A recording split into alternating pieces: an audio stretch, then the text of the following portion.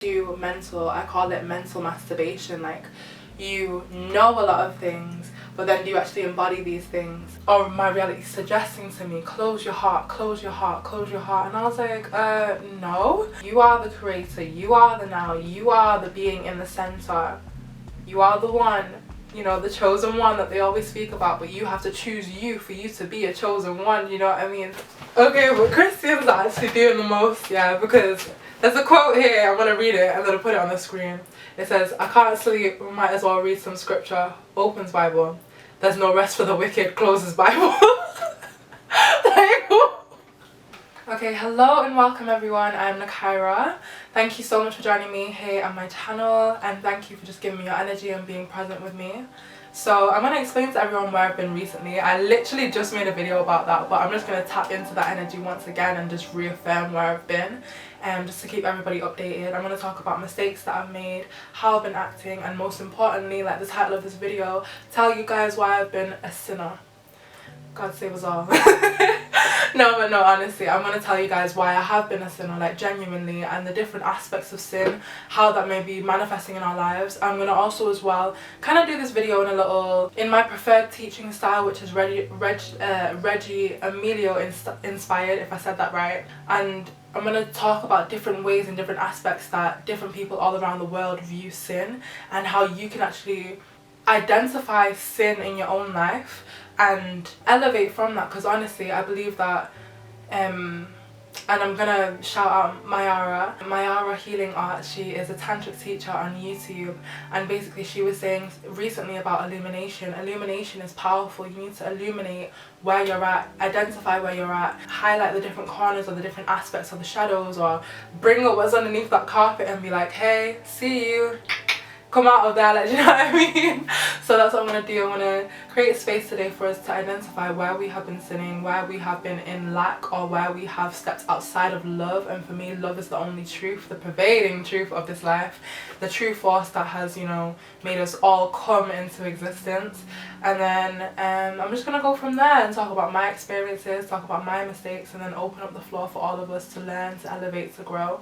And as well, I always love to ground these videos because we are talking about the mental, the spiritual, the metaphysical, the ascended aspects of this human existence, but at the end of the day, it's also about embodiment. So I'm going to talk about some embodiment practices and some strategies and grounded ways that you can let the body know that you've leveled up, that you are no longer being a sinner, that you are present in this moment. So let's get it, let's go with this energy, let's go with this flow, and thank you for being present. Everyone would have heard that phrase, we're living in a world of sin, we were born sinners. So, but like, what does that actually mean? Because if we stick to biblical programming or Christian programming, or like inside a Abrahamic religious context that makes us, you know, fear God and things like that, or fear creation and fear the God within us and fear stepping up within ourselves, then obviously when we come from that angle, it can create like a self-victimization mindset. It can allow us to step into, oh my gosh, I need to free myself of this sin, when really, if we understand the concepts behind sin and why we even say phrases such as born a sinner or this world of sin, when we understand these concepts on a deeper level and integrate with that, we're able to step up and be sovereign in that and be accountable in that as well. Because obviously, if we approach it from an angle where it's outside of self, then you can never really claim that back and step up, when right now you're given the opportunity and you're giving yourself the opportunity to step into that power, accept that I am a sinner, because truly I am, I've sinned sinned, and I'm coming back and claiming that, and again creating space for others to claim that too. A lot of negative-ish, a lot of negative shit, let's just say how it is, happening in my life, and all of it piling up at once, and then my reality saying to me, or my reality suggesting to me, close your heart, close your heart, close your heart. And I was like, no. But it was also as well really difficult for me to keep my heart open when I felt so vulnerable, so lacking in protection. I definitely was seeking masculine energy at the time, and not outside of myself as well, but more so from myself. So I was like seeking the structure, seeking the self-support, seeking the protection.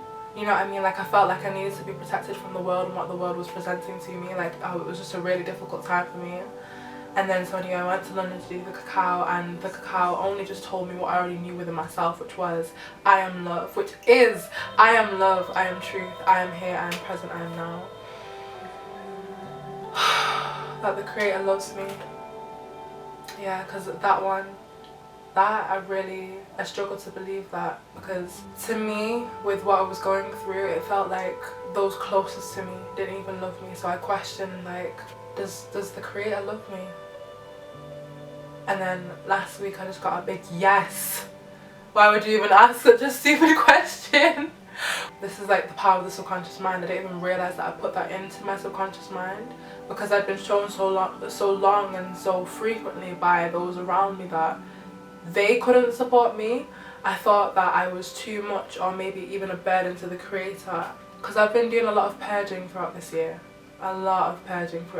So I had a little near-death experience. As my consciousness explores, my ego is just continuously shattered, which I give thanks for. And then so in this version of my near-death experience, as I was like letting go of everything that I think, everything that I thought, everything that I exist to be, as I was letting all of that go, there was just one part of me that just could not let go. And even now I can't even call that truly ego, in the sense where it's just like, oh yeah, that's egoic, or that, like, you know, when we're always doing that kind of pointy outside of self thing. It was more so like I did not resonate with letting go, because there was something that I was holding on to, and that something that I was holding on to was that false idea that I had in the back of my mind that I was not loved, that the creator didn't love me, that I was not in love right now. So let me give you an example of how I felt. So imagine now three things, like three negative things, three negative situations. And you have to remember what the vessel is as well. The vessel is the tool of the creator. The tongue is my sword. The mind is my absolute weapon. My mind is heaven, you know what I mean? And through the mind, and through the mind being harbored by the body, I am able to bring heaven to earth and to create life. So then these three negative situations are trying to make themselves true through my vessel, because that is where life comes from, through, literally, especially because I am a woman in this incarnation. So these negative things are trying to latch onto my vessel and make themselves true, kind of like a vampire, like a virus, like an idea. You know what I mean? There are many ideas out in the ether, but then they come in through my hair, through my crown, and then they come through my vessel, and then I make them true and dwell on them and then bring them to this earth. Same thing with these negative things. These negative things from my environment, which were only products of the environment, only products of the system, because I can literally identify how this person in this situation was only reacting to their environment, and they were reacting to this, and they were reacting to this, and then obviously that just showed up in my space. So even though I was just in the midst of clearing these things out, obviously it still came into my space. And then because all of these things happened at the same time, I was kind of like in a little back and forth with these things, like, should I even accept them into my reality? Should I allow this negativity to personally affect me? If I talk about environment and who you are as a being, like, your environment is the aftermath. Your environment is the aftermath. You are the creator, you are the now, you are the being in the center.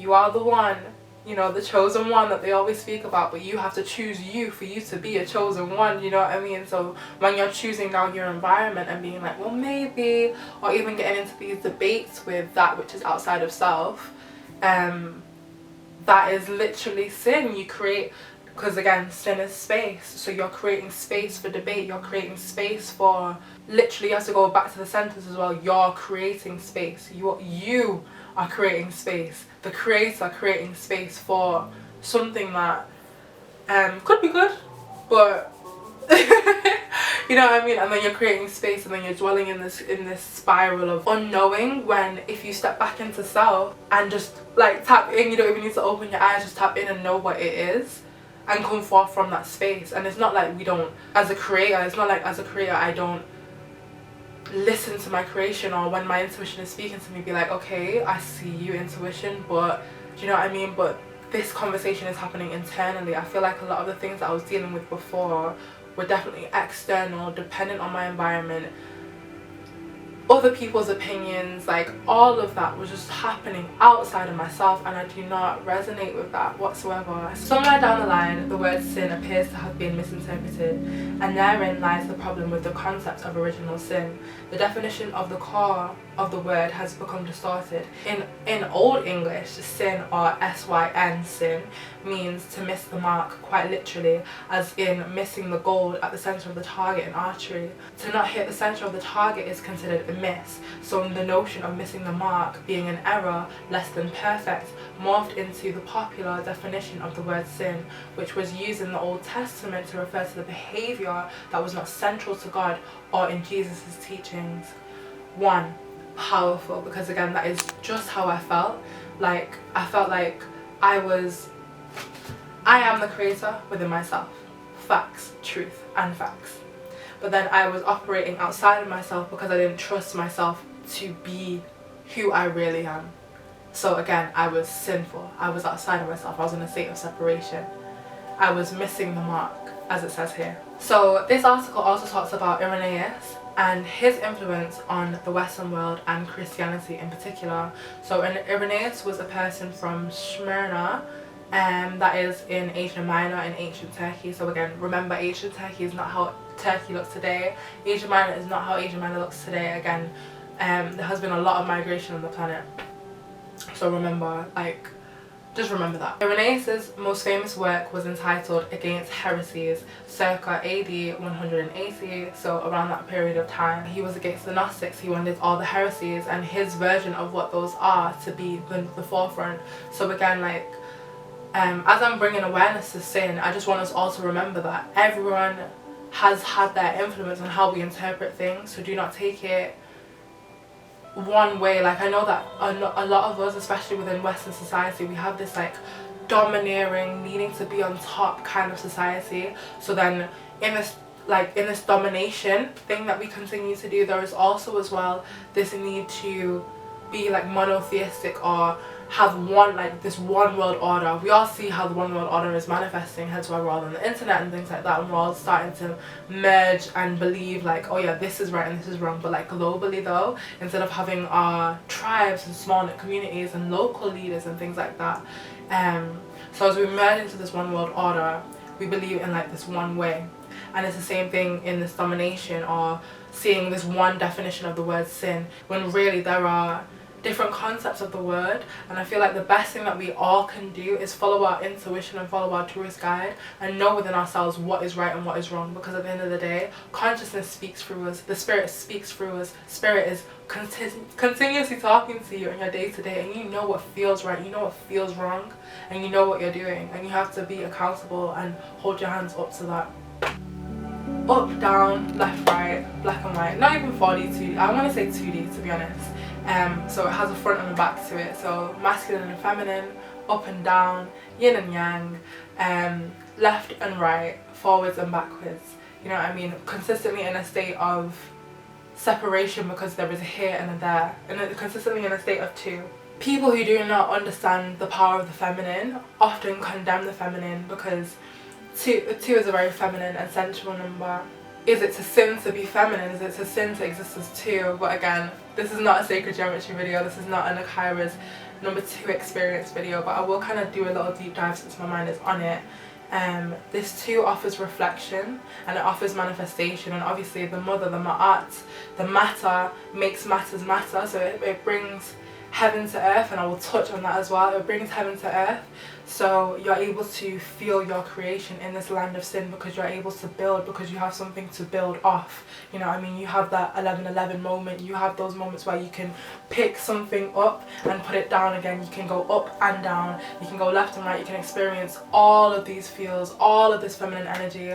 But as well, to quote Jaden Smith and his show called Neo Yokio, 2 is also the loneliest number, because you're in a consistent state of separation.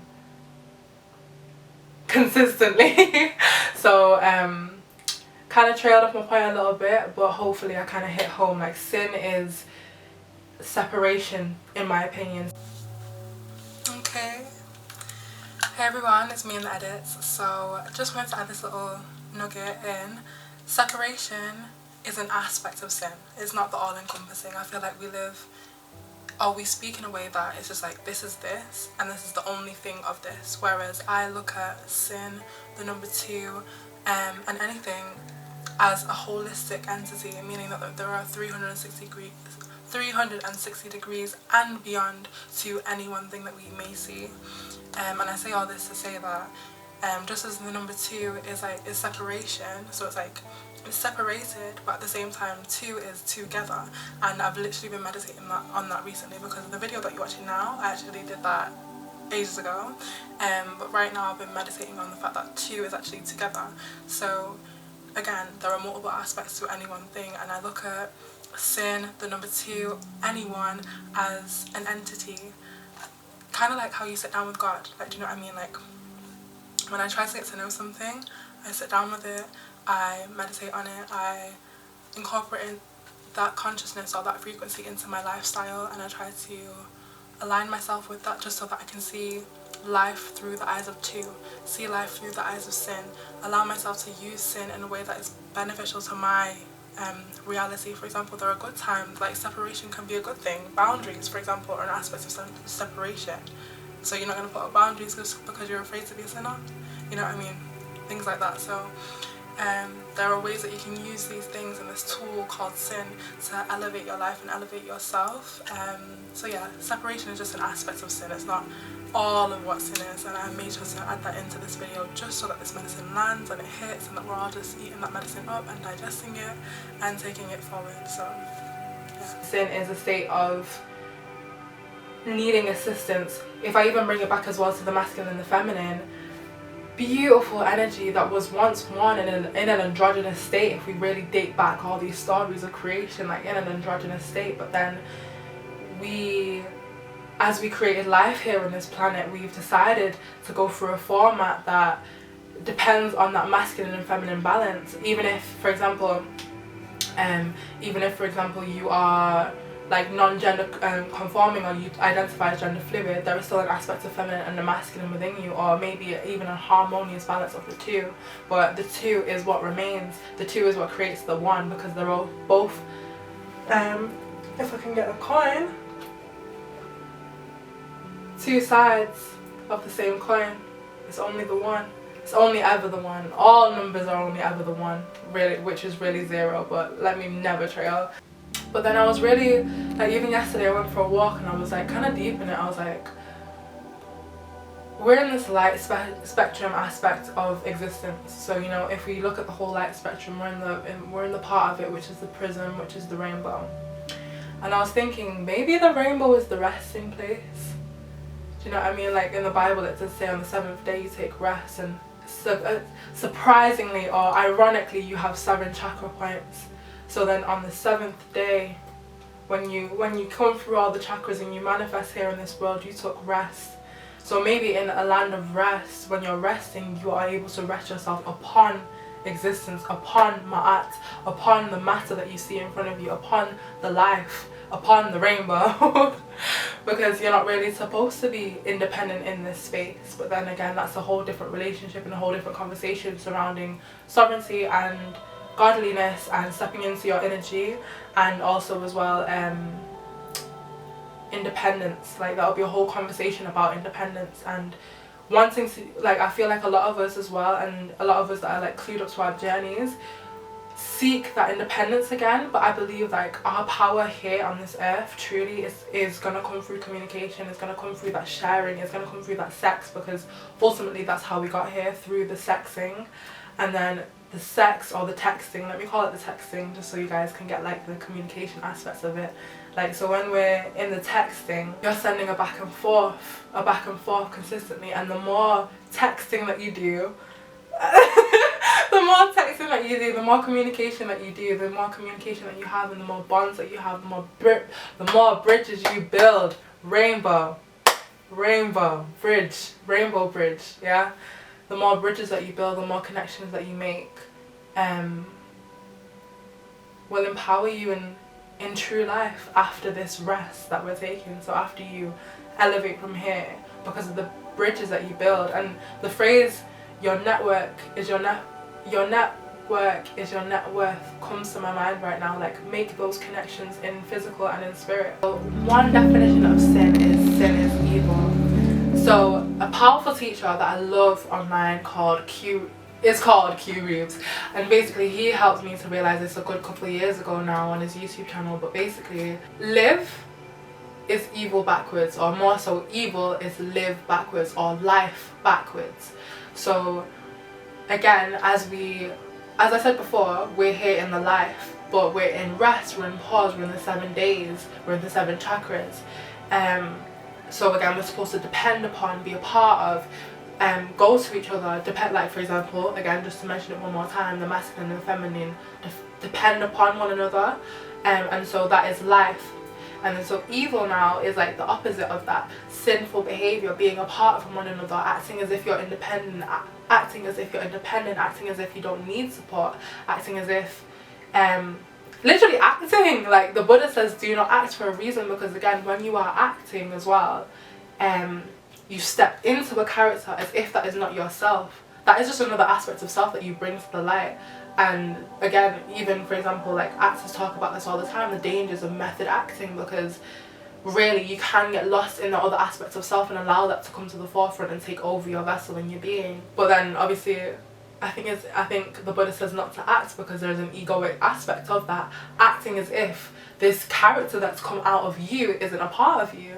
Anything that comes out of you is you, like it has your face on it, it has your spirit, your soul stamp on it. For example, an idea, your ideas come through you, therefore they have your soul stamp, that is you, it's not apart from you.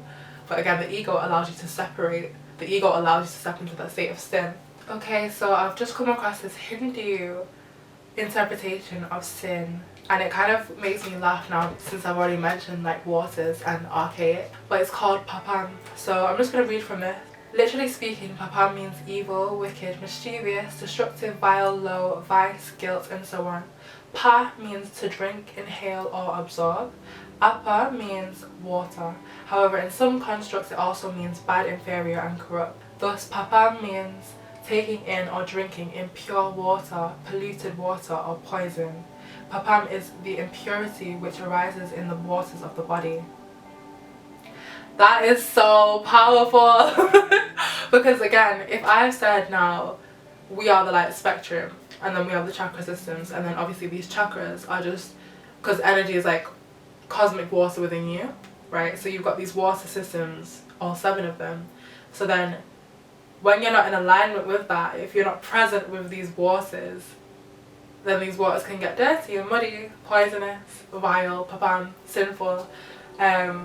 I really love this definition, and just how beautiful and how poetic the Vedas and how poetic the scriptures can be. I love reading from them and their mantras and just everything is just so beautifully constructed together. So yeah, I really appreciate that definition of sin, because again, sometimes we can all be saying the same thing just in different ways, and sometimes you just need a different way of hearing it for it to click and to sit. And I really resonate with this way of seeing sin as PAAPAM. What does an ark do? What does Noah's Ark do? Let's not talk about Noah's Ark. Let's talk about what an ark does. An ark oversees. Literally, an ark or a bridge goes over the sea. It's not a part of the sea. But then what is the sea? The sea is the matter at hand. Archaic behavior, to be above or to be a part. Like, you see what's going on, but you're on some heavenly shit. Like, oh no, can't go down there, that's too sinful. That's too below me, that's the matter. I don't deal with the matter at hand. But then when you're in the life, you need to be dealing presently with the matter at hand. So you can't be archaic, you can't be in this arc, and I may not be using the word archaic properly, but I'm just going off my imagination right now. Like, this life demands us to sit down with the matter. This life demands us to be present with the matter. This life demands us to be earthbenders. The legend of the last airbender, Aang, and the hardest element for him to master was earth, because it was so opposite from his innate element, which is air. You know, that airy fairy light up in the ethers flex, when really he needed to ground himself. He needed to deal with the matter at hand, which was his emotions, which was the hardest thing to get through in life. And only through being present in that and just pushing through is when he was able to ascend as an avatar and master the avatar state. But then when you're archaic now and you're only you oversee the situation, so again you are literally over the sea, you are overseeing or overstanding, but you're not understanding, you're not relating to, you're not embodying what it is that is in front of you, so it's always separate from you. It's like certain people, when I see them out in nature, like they treat nature like it's not them. And I don't know if my tree huggers are in the house or anything, but I know like when I'm out and about and like you just feel the energy of the space. And again, it's always powerful and important to protect your energy and to separate yourself for self-protection reasons. But when you're in nature, you can feel like the energy of the trees, you can feel the energy of the animals around you, and it's not separate from you. But then again, just as we live in society, we've managed to separate ourselves egoically. Okay, so embodiment practices. I think it's so important to embody what it is that we know. Like for a long period of my life, another mistake I would make would be just to be too mental. I call it mental masturbation. Like you know a lot of things, but then do you actually embody these things? The answer for me was no, in a lot of ways. Like I was meditating and all of that, but I mean like there was powerful information that was flowing through me and gifted to me by the universe, but then I just did not act upon that. I did not know exactly how to bring that to my forefront and make that the foundation of my reality. And I feel like for us to really step into this power, into this higher knowing, and not just preach what we say but also be what we say and follow the tongue, follow the word, we have to have daily practices that help us to be in alignment with that on a physical level as well, because when the body feels it, again, ma'at, creation, matter, when the body feels it, when the earth feels you and feels your pulsation, that is when the reality folds and molds to be what you say it to be, even quicker, because you're doing it at a higher frequency, because your body is in alignment with that. Like you radiate what it is that you're saying, you're radiating what it is and who you are into this reality. So yeah, I'm just going to drop some knowledge and some of the things that I do that have freed me up from this sinful life of mine that have allowed me to step into this love, to step into this power, and then we'll go from there. Identify what's in your environment that is telling you to live out of alignment with your truth, that is encouraging you to sway from your truth. For example, your truth is that you are a powerful being that can yield any energy. For example, my truth is that I am a powerful feminine being, a sensual, loving being, but then my wardrobe don't say sensual, doesn't say loving. The people around me don't encourage me to be sensual, don't encourage me to be loving, because I know, for example, with my heart, I need to be in a certain space with my heart and for my heart to be received, otherwise I'll be discouraged. So then it's my duty to take myself and my beautiful precious heart to these places and spaces where it will be received. I knew for myself that I wanted love in my life, I knew for myself that I wanted encouragement in my heart, and I know that in the physical realm there are things that you can do, foods that you can eat, people that you can see, places that you can go, things that you can smell that just encourage love. That is why, for example, you have people that carry around their crystals and things like that just to encourage this energy in their space. A lot of the time the world is just so busy and so overwhelming, so you need anchors like this just to ground you in the matter and to ground you in who you are and remind you, kind of like an emblem. Like you see how people wear their crosses around their neck or have their traditional clothing on, or have, for example, me, I love to wear bright colours and you know what I mean, love to be in my hair and my afro just to remind myself of my power and to remind myself of my love and remind myself of myself in my day to day. And then when I catch myself in the mirror and I'm about to be in a bad mood, I look at my outfit and I'm like, oh, never mind. You know what I mean? Because sometimes you need that, like sometimes you need these reminders. So like the yoga can be your spirit, your embodiment reminder, the cacao can be your embodiment reminder, but make sure to have that kind of reminder there for you, because you know what, life gets hard, life gets tough, but you can just stay afloat. Like use what you have to allow you to stay afloat. So speaking of reminders, I would say this is just a little practice of where you sit yourself down once a month and you use your throat chakra to remind yourself of the frequencies that you want to tap into and be a part of. So whether you do that through mantras or you just do it through spoken word, you sing, you speak life into your space to bless your space. You sit down with yourself basically and you just affirm to yourself that you are worthy, that you are abundant, that you are now, and that you are present. And even though you do not, maybe you do not feel that straight away, maybe you do not feel aligned with that straight away, but then when you're speaking life into it, and when you're speaking life into it, energy flows whether your attention is or where your attention goes. So as you're continuously doing that and continuously speaking life into that space and into yourself, that will become much more of your reality. So using the power of the tongue and the power of the word just to bless yourself, basically. How often you truly feel that you need to do it for you, obviously using your intuition as a guide, but definitely having an embodiment practice that allows the spirit and the matter to come together and to work as one. I feel like a lot of us are working separately. For example, if you have a bad diet, that directly affects your spiritual life because it makes it harder to channel messages, it makes it harder for you to listen or to use that intuitive voice, because again, the stomach, if you did not know, the stomach is a brain. So for example, if you're clogged up, if you've got a clogged up colon, that is blocking you so much, that is toxins within the body, that is stomach aches, that is, again, the stomach is a brain, so you can't even process your emotions because this is a big processing center. Before even this brain gets it, I almost put myself in the eye. But yeah, before even this brain gets it, like, the stomach is dealing with a lot, so you have to make sure that your vessel is flowing in alignment. Okay, so thank you so much for listening to my spiel about sin, where I've been at within myself in regards to sin. Also as well, just like sitting down and allowing yourself to have space and think about these kind of things. We allow our minds to wander so much throughout the day, we allow ourselves to wander so much throughout the day, and throughout this life even, like, we don't stop sometimes and just